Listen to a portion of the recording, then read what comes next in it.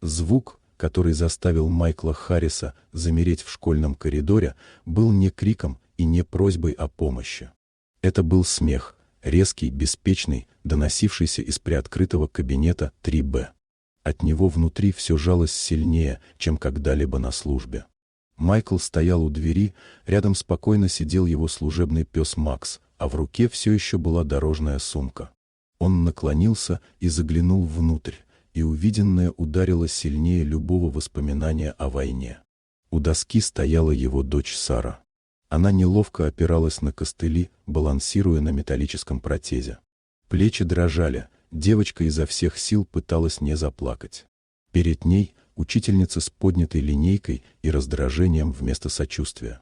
Она указывала на Сару так, будто перед ней была не ребенок, а помеха. Громким, насмешливым голосом учительница отчитывала девочку за медлительность, спрашивая класс, должны ли все ждать из-за одной ученицы. Несколько детей отвели глаза, но другие смеялись, искренне, громко. Каждый смешок заставлял губы Сары дрожать все сильнее, пока слезы не потекли по щекам. Майкл сжал кулаки. Он прошел через многое, но ничто не было так тяжело, как видеть унижение собственного ребенка. Война хотя бы честна в своей жестокости.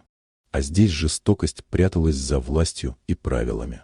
Макс мгновенно почувствовал напряжение, насторожился, но остался рядом, глядя на Сару так, будто понимал все без слов. Майкл заставил себя дышать и наблюдать. Солдат сначала оценивает ситуацию. Отец решает, когда пора вмешаться.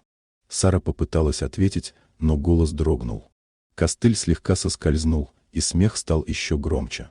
Учительница резко отдернула ее, будто ровно стоять было выбором, а не пределом возможностей. В этот момент Майкл понял, это не случайность. Это происходило каждый день, тихо, привычно, под маской дисциплины. Женщину уважали в городе, ей доверяли детей. И именно поэтому молчать было невозможно. Он открыл дверь. Щелчок ручки прозвучал оглушительно, смех оборвался, все повернулись. Учительница замерла. Майкл вошел спокойно, Макс шел рядом, собранный и уверенный.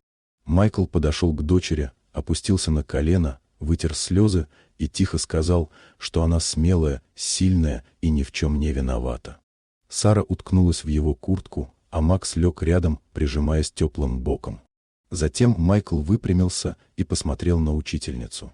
Без крика, без угроз. Он попросил повторить то, что она сказала ребенку. Женщина запнулась. Этого было достаточно. Майкл заговорил о достоинстве. О том, что настоящая сила в умении поддерживать тех, кому и так тяжелее. И что власть без сочувствия – это просто жестокость с разрешением. В классе стояла тишина. Майкл повернулся к детям и сказал, что смеяться над чужой болью легко. Но именно защита слабых определяет, кем вы станете. Эти слова подействовали сильнее любого наказания. Один мальчик тихо извинился. Потом другой. Сара перестала дрожать. Через несколько минут пришел директор. Правда вскрылась быстро. Жестокость плохо переносит свет.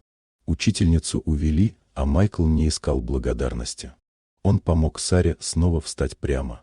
На улице солнце казалось теплее. Сара впервые за день улыбнулась, а Макс радостно вильнул хвостом.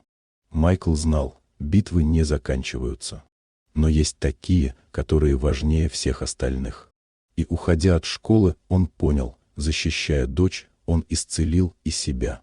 Иногда самый большой подвиг ветерана – не идти в бой, а спокойно сказать «хватит».